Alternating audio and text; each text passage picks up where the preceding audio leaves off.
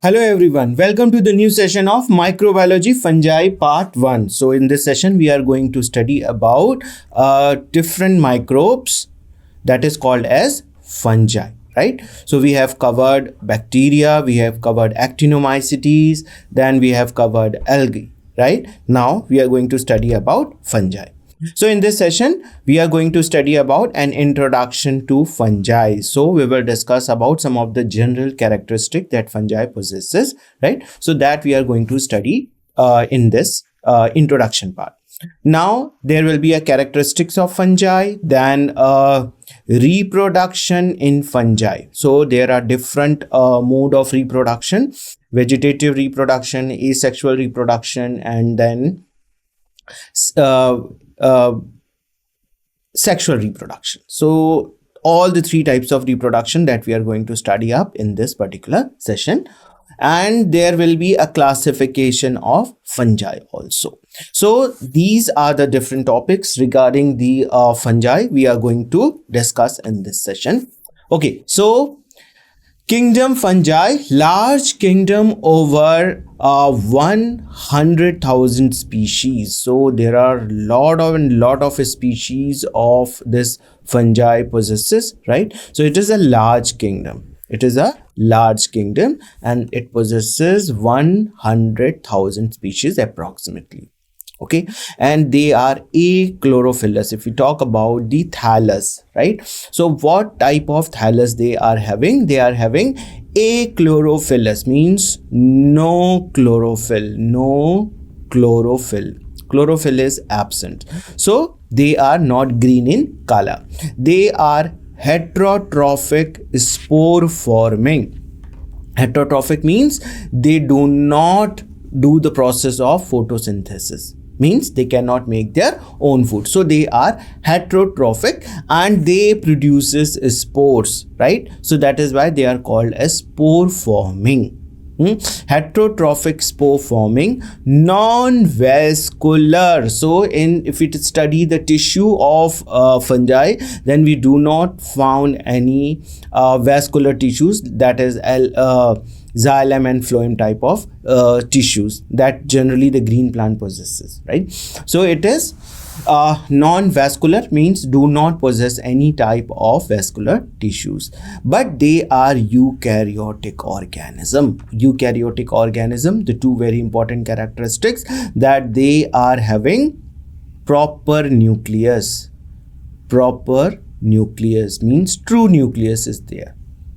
Okay, and they are having membrane bound organelles. So on the basis of these two important characteristics, we can say that they are eukaryotic organism. Right? So what are fungi? Fungi are achlorophyllous, heterotrophic spore forming, non-vascular eukaryotic organism. Okay, so this is we can say the definition of the fungi. Okay, and the branch of biology deals about fungi is called mycology. So we are having a different branch of biology in which we study about fungi, that is called as mycology.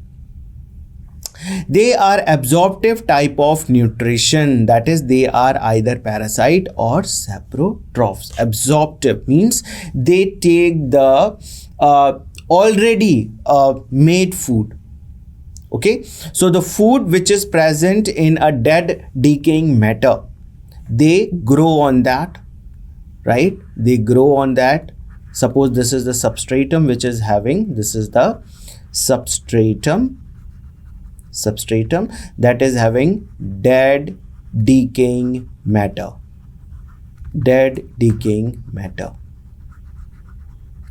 right? So this dead decaying matter, they grow these fungi on that, and what they do, they releases some enzyme. And these enzyme, what they do, they solubilize the food material that is present. In fact, first the complex food is changes to the simpler one. simpler food, right? And this simpler food is absorbed. This simpler food is absorbed, and that is why it is called as absorptive type of nutrition. Absorptive type of nutrition. In the case of parasites also, we see that many fungi that grow on the leaf, suppose this is a leaf and it is get infected with the fungi, then you can see lot and lot of fungi pustules you can see on the surface of the leaves. Okay, they actually form different pustules on the surface of the leaf, on the fruiting body, that is the flower or the fruit, on the stem, on the root, right? And when you cut this, you can see different fungi, they are present inside. Their mycelium can be seen, their fruiting body can be seen, their spores are there, all that you can see here in this, right? So what they are doing, suppose this is one of the cell of a host, that is the leaf. So what they do, they give out their hostoria inside this cell of the host and take away nutrients. So what they are doing, absorptive type of nutrition, right? So that is why it is called as absorptive type of nutrition, that we see in both the cases, in the saprotrophs also as well as in the parasites also, right? So this is a large kingdom. Kingdom fungi is a large kingdom having more than 100,000 of species. And if we talk about how they look alike, then they are achlorophyllous, heterotrophic spore forming, non-vascular and eukaryotic organism. Branch of biology, if we talk about the which branch of biology we are studying, then we are studying the mycology, because the study of fungi is called as mycology. In the same way, the study of algae is called as phycology, right? They are absorptive type of nutrition. We have discussed this, that we can see in both the cases, either the fungi is parasitic or the saprotrophic. Fungi constitute saprophytes and parasites. So there are two different types of mood of parasite that they adopt to take their food. Either they are saprophytes or they are parasite. So saprophytes, if we talk about saprophytes, they take food from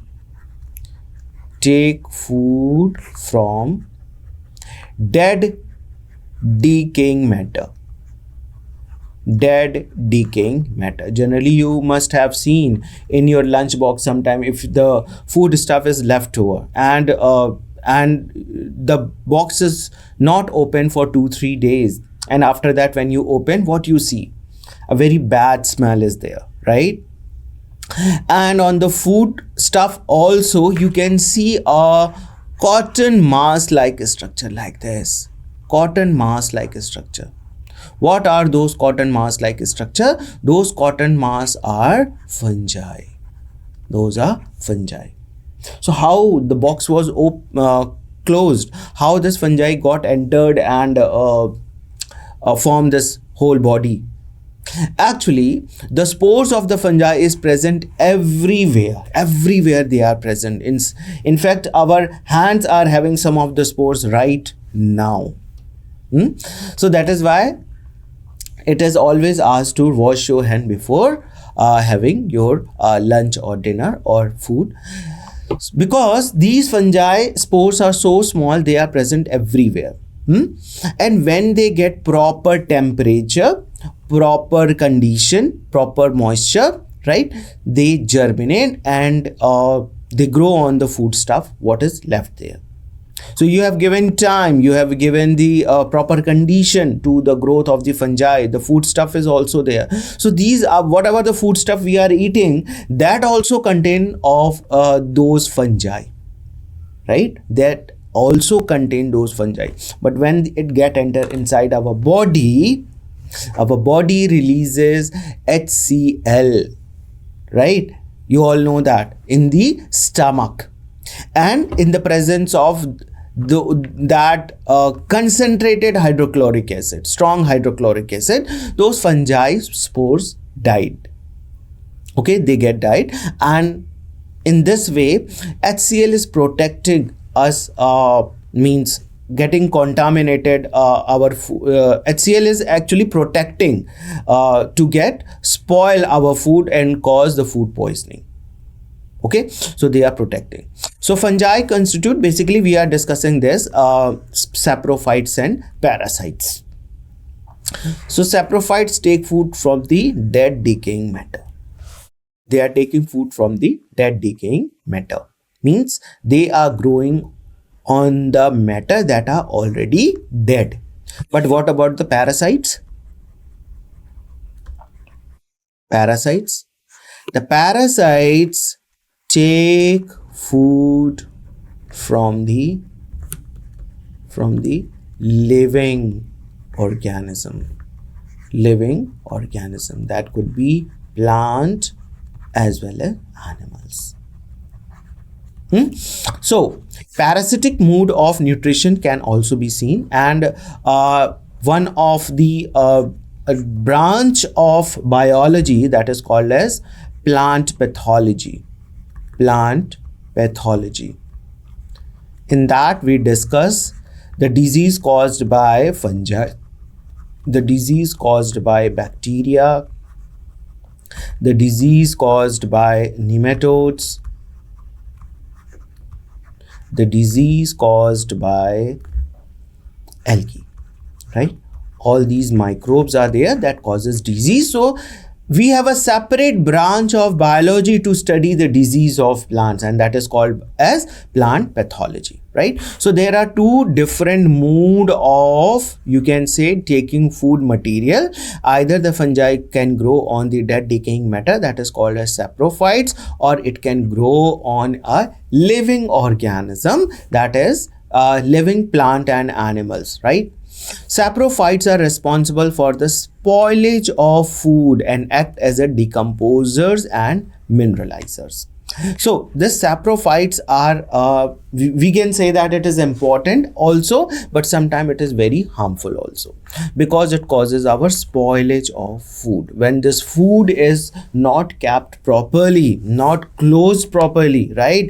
The spores are, as you know, the spores of these fungi spores are present everywhere. So when they enter inside your food material, they spoil your food material. They get the proper moisture, they get proper temperature, and the substratum is already having the food material. So they germinate on that food material, they grow on that, and they releases lots and lots of chemicals, so the food get spoiled, right? And if you consume that food, it may cause food poisoning, right?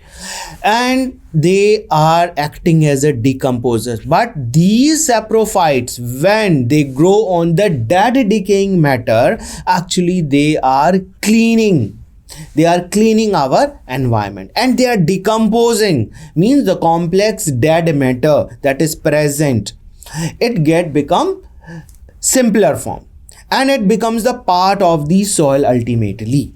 So whatever the minerals that are present in the dead decaying matter, it get mineralized, and that minerals ultimately goes where? It goes to the soil, and it is now available to the plants. So they are very, very important in that respect, that they are decomposers and as well as mineralizers, right? So saprophytes are very important. The parasites cause various diseases in animals, man, plants, and results great loss. Every year we are having a great loss due to the parasitic fungi, right? So they causes, why? Because they causes diseases in animals, diseases in man, diseases in plants as well. So commercially we get a great loss due to the disease caused by fungi in plants. Parasites are seen on the body, that is ectoparasites. When it is present on the body surface only, then it is called as ectoparasites, or inside the animals and plant, then it is called as endoparasites, and cause various diseases. So there are so many diseases that is caused by these fungi, uh, in case of plants. I'm just writing some of the diseases. That is red rot of sugarcane. Red rot of sugarcane. So have you seen the sugarcane? That is like this. And when you open this stem, sometime what you see red color tissue like this. Have you seen? Yes, you must have seen this. And what do you think about what is this? This is more juicy or a very different type of sugarcane which is having a good quality? Absolutely wrong. No, they are a fungi that causes a rot in sugarcane. The quality of the sugarcane is not at all good to consume, and that is called as red rot of sugarcane. In the same way, sometimes the potato get spoiled. You must have seen black color or very watery substance comes out of that. So that is because of the fungi. You must have seen groundnut leaf. If you have seen like this, the leaf is like this, and you can see small spots on that. Even in the mustard leaf, small spots on the radish, small spots like this. What are these spots? These are infected by fungi, right? So I'm just giving you an idea here how if you have seen this endoparasite, so you have seen this endoparasite. So all these are the endoparasites examples. Ticca disease of groundnut.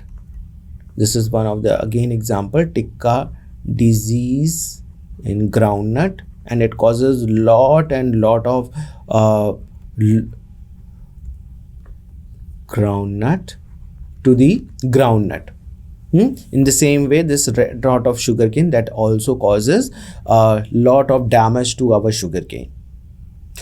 Okay, so moving forward, for example, white spot disease in the mustard plant is caused by albugo. So albugo is a fungi that causes white rust spot on the mustard plant. So if you have seen this mustard plant, it is having big leaves like this, and it is having the flower, yellow color flower like this, right? So you can see the white color spots on this. These white color spots are what? These are the fungal spores, or you can say the fungal hyphae are there, infection of these fungi. Wheat rust disease caused by Puccinia. Now, if we talk about the Puccinia, then it is having glooms like this. This is suppose the wheat glooms, right? And appears like this, glooms. And when you see inside the wheat, if it is infected, then all these wheat seed is filled up with black color spores. Okay, and sometimes red, sometimes yellow, you can see.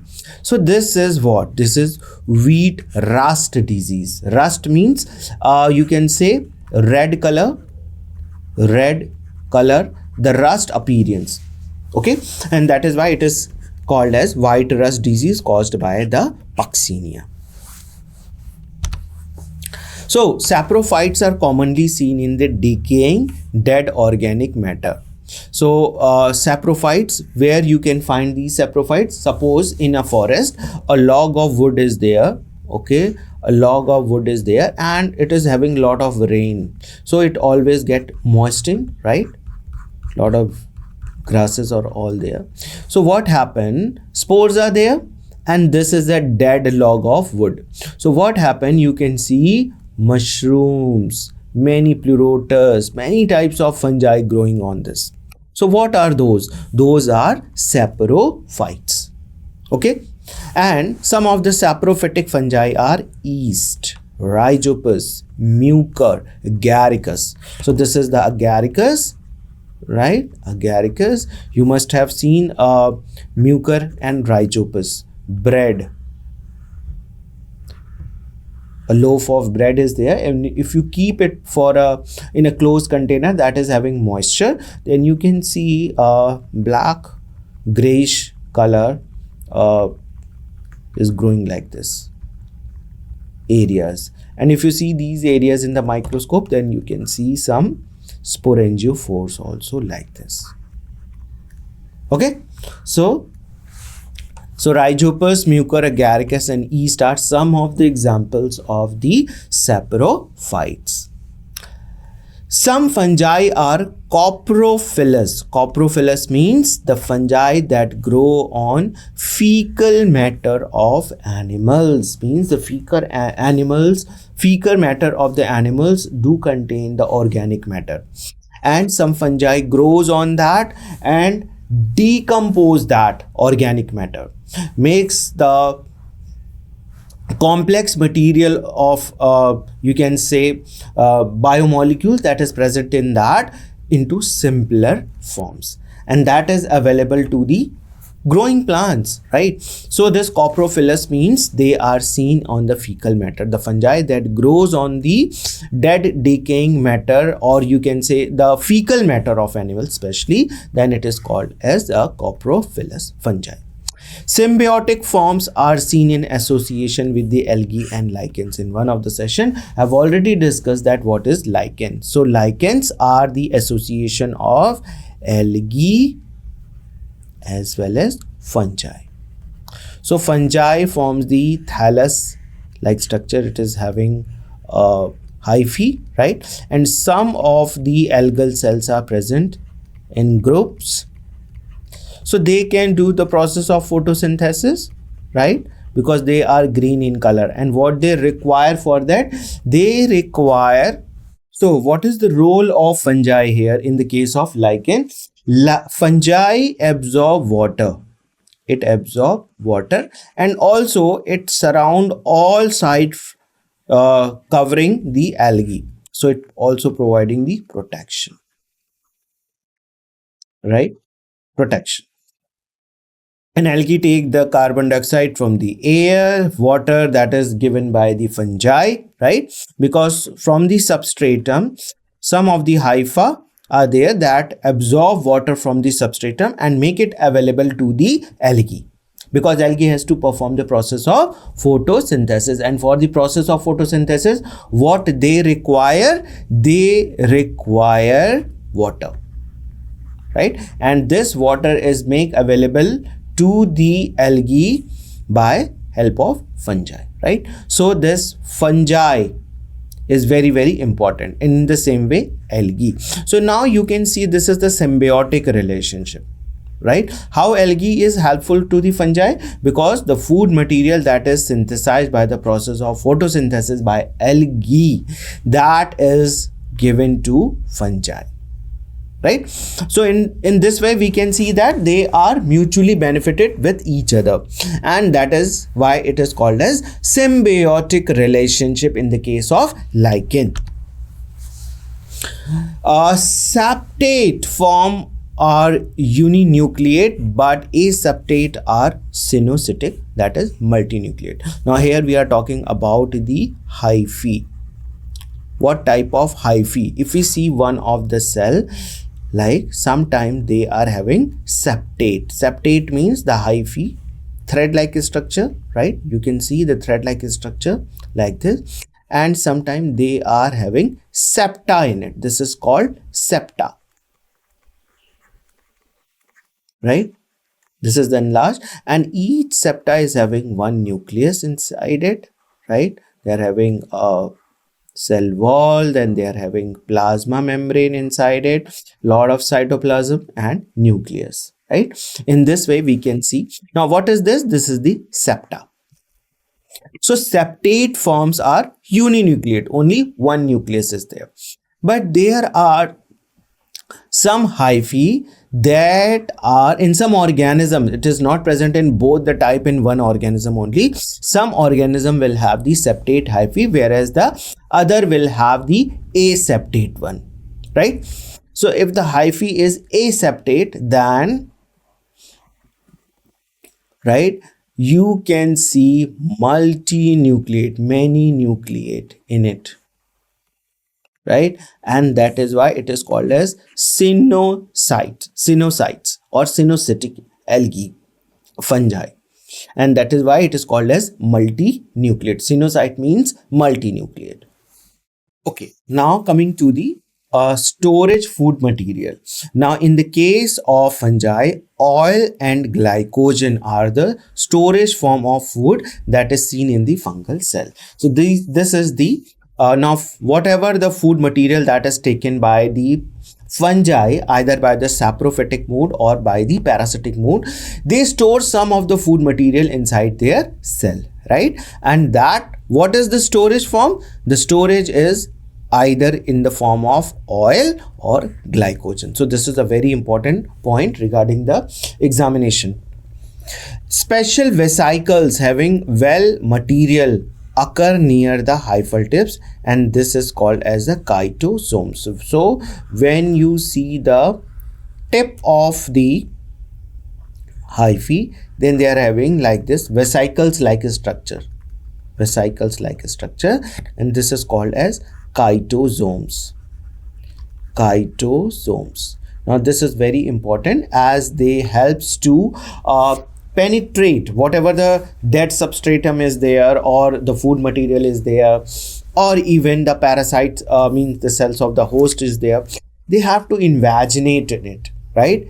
They have to penetrate through it. So this chytosome secretes some of the enzyme, and that is very, very important to establish this hyphal of the fungi in the either the dead material or in the parasitic mode, whatever the the type of fungi is it is, right? So at the hyphal tips they are having this chytosomes. Fungi reproduce by either the vegetative form, asexual, or the sexual method. So there are different mode of reproduction, right? So if we talk about the first one, that is the vegetative. So vegetative reproduction that occur by the fragmentation, fission, and budding. This is the vegetative mode of reproduction. Now the fragmentation, the mycelium breaks up into several fragments and each fragment later develops into a new fungal body. So suppose this is the fungi hyphae, or you can see like this some of the mycelium.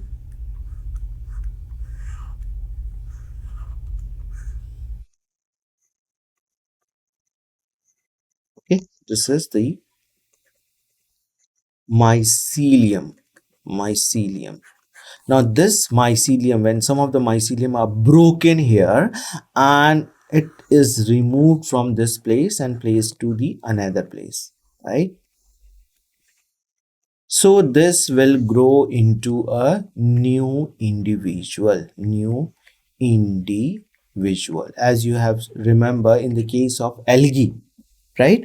Spirogyrus, if the spirogyra is broken down into 2 or 3 pieces, then each piece will behave as a new individual. In the same way, the mycelium breaks into several fragments and each fragments later develops into a new fungal body. So this is the fragmentation mode of reproduction, and this is comes under the vegetative form. Moving forward, the second type is the fission. In the vegetative reproduction, second type is the fission. This kind of multiplication is seen in the unicellular fungus like yeast. So yeast, what they do, suppose this is a single cell yeast. First of all, it's divide its nucleus. it's divide its nucleus. So nucleus divided, two nucleus are there, and later what happened, the cytoplasm also start dividing, and later it forms two individual cells, right?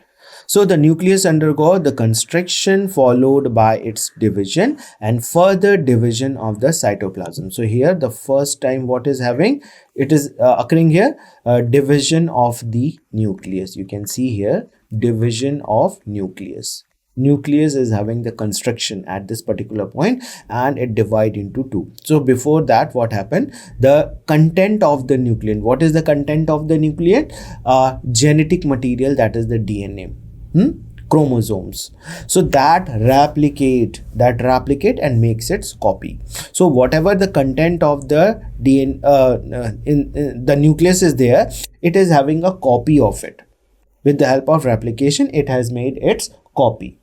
Now that is divided into two parts. So one part will have one copy and another part will have the another copy.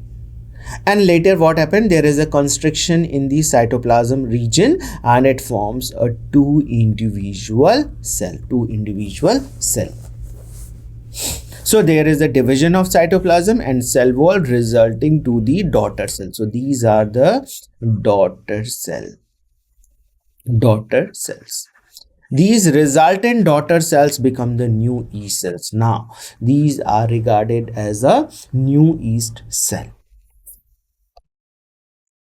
Budding, very important type. Budding results by an outgrowth formation from the parent cell. As the bud is forming, the nucleus in the parent cell divides and one of the daughter nuclei gets into the lateral bud. So in the budding process, what happens? Suppose this is one of the cell of yeast, right? So what happened? Its nucleus first divide, right? Like this. Division of nucleus is occurring here. Division of nucleus. And what happened? Later it gave rise a bud-like structure like this. So if this one of the nucleus move toward this bud outgrowth like this, and it pinches out some of the cytoplasm. Now here we can see this is again the nucleus is dividing and the cytoplasm is moving this side, but it is not a budding fission type, because in the fission there is an equal size of the cell. The cytoplasm divide in the mid, but here only a pinch of a small bit of cytoplasm is given to this the nucleus, one of the nucleus, that gives rise a small outgrowth from the existing cell. So this is the bud. And again this bud can give rise one more times, this nucleus divide and it gives one of the nucleus here with some of the cytoplasm. Now this cell again can divide and you can see the chain of such cells in case of yeast, right? So budding result as an outgrowth formation from the parent cell. So here this is the parent cell and we can see this bud-like outgrowth. As the bud is forming, the nucleus in the parent cell divide and one of the daughter nuclei gives into the lateral bud. So one of this nucleus is given to this daughter nuclei. So sometime what happened, the bud is pinched off from the parent body like this, and now it can grow as a new individual. But sometime what happened, it do not get detached from the parent body, it is attached like this and it can give rise a new bud like this. It is also again attached with the new cell and you can see a chain of the bud like it appears. So this is a very common type of vegetative reproduction that can be seen in the case of yeast, that is budding. Okay. Now, after vegetative reproduction, there is an asexual reproduction. The common method of asexual reproduction is by spore formation. So asexual reproduction takes place in the fungi by the formation of spore. Very, very important. The spores may be exogenous. Exogenous means that is developing externally to the body of the fungi. And the other one, that is endogenous, that is the spore is developing inside the body.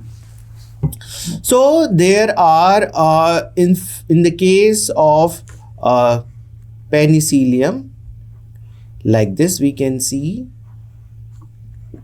and we can see a chain of spores like that. Okay, so these are the spores. Now these spores are developing exogenously.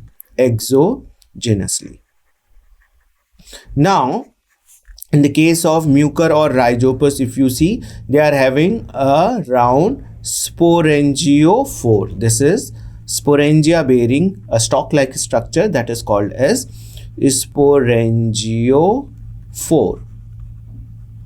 Okay, 4 means a stalk-like structure that is bearing sporangia. Now this is the sporangia.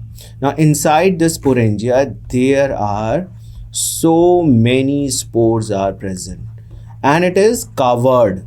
It is not open. All these spores are covered inside the sporangia. So this is endogenous formation of, or the you can say the origin of the spores. So here two types of spores are there. If they are present or originate outside the body on the fungi, then that is called as exogenous or external in origin. And when they are developing inside the body of the fungi, then it is called as endogenous, that is internal in origin. Right, the externally formed spores are the conidiospores. So these are the spores. Actually this is called as conidiospores. Example, conidiospores. Okay, and the internally producing spores are known as sporangiospores or zoospores. So here this is the spore that is called as sporangiospore. Sporangiospore means the spore that is developed inside the sporangia, and that is why it is called as sporangiospores. Okay, so conidiospores is an example of exogenous spore, whereas the sporangiospore is an example of endogenous spore.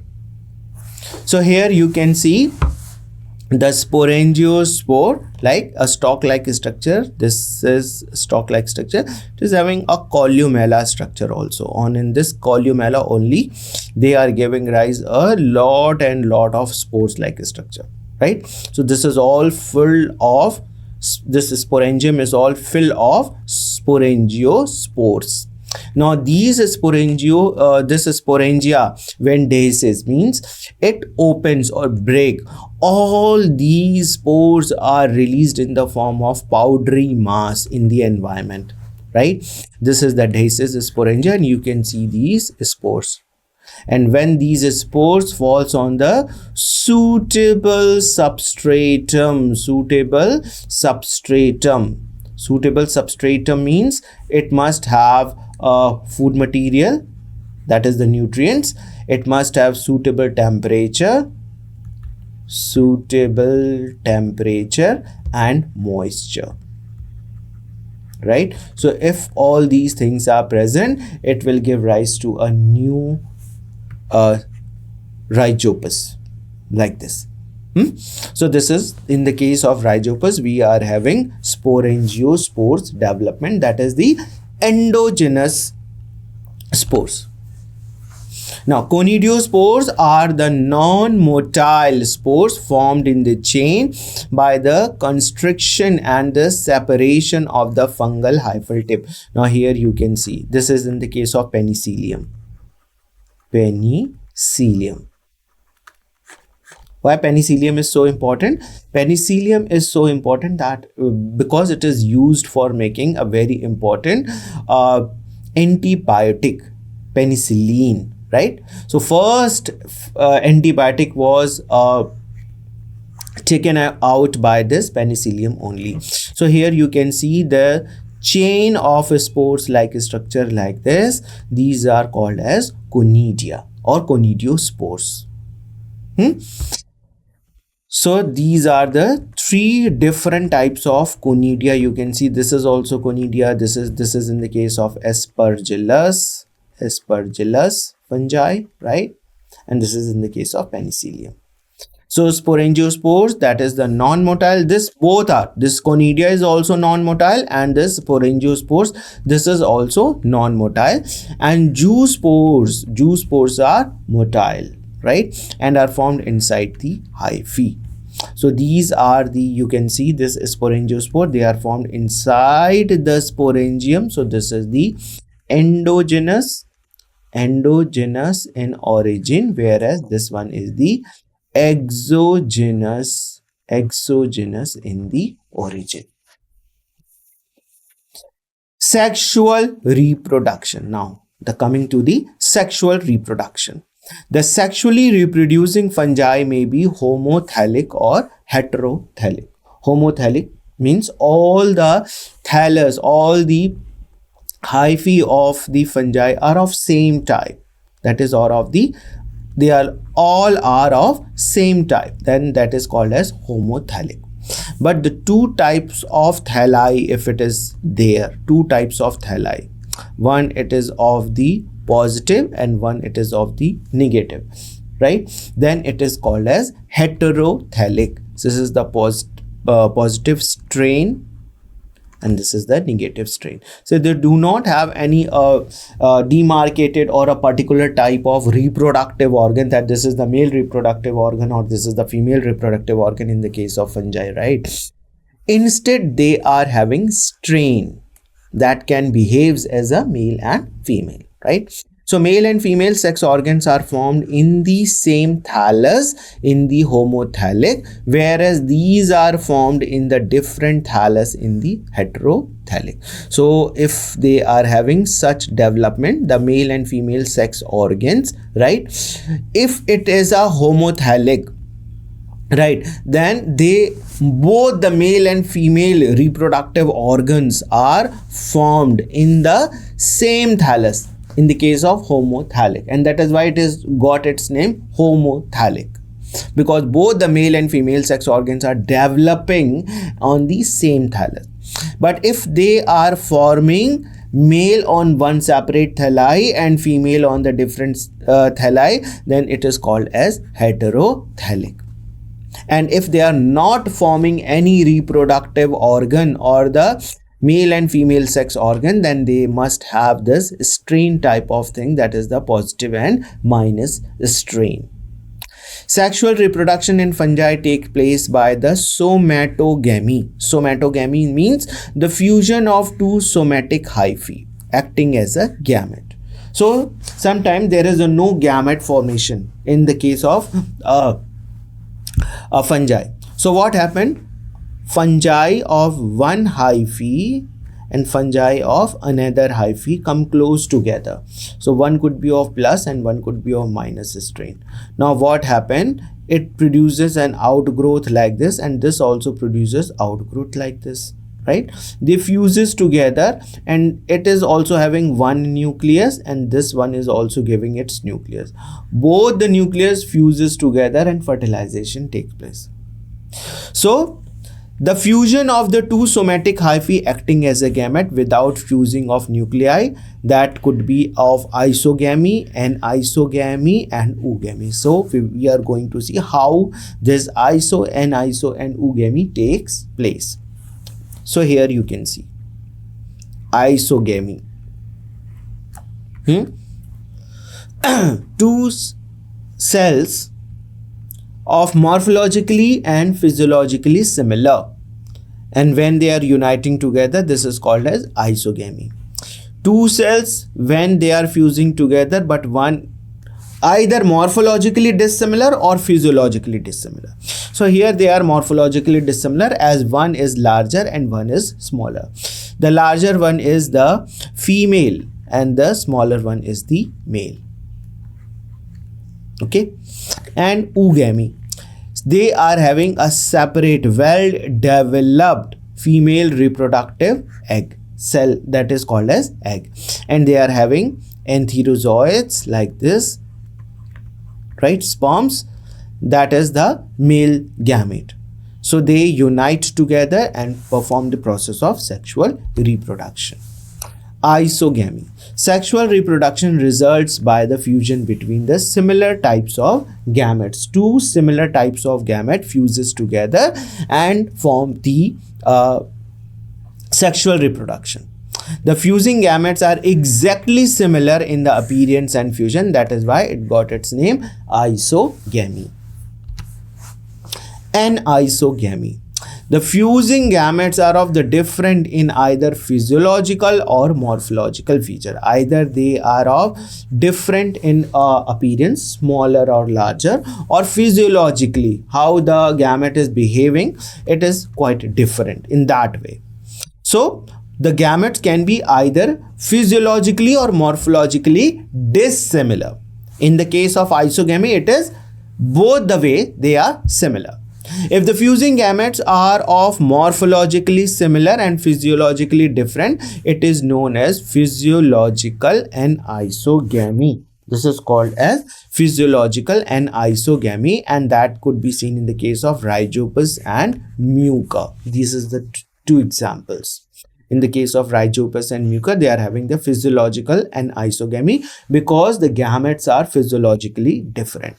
Now, if the fusing gametes are of the different in both physiologically as well as the morphologically, it is known as morphological anisogamy. Oogamy. Fusion of male gamete enterozoids with the large non-motile female gamete egg is called oogamy. So, the oogamy means this is the large egg cell, right? This is the egg. This is non-motile. But the male, that is the enterozoid, these are the motile. This is the male gamete. And this is the female, that is the egg. This is non-motile. So when they fuses together, this is called as oogamy. It shows male entheridial, that is the enterozoids, and female oogonial egg development. The former produces, that is example in the case of Pythium, right? Fusion between the two hyphal gametangia produces egg and sperm. Sometimes take place in the case of conjugation, that is in the case of Rhizopus and Mucor.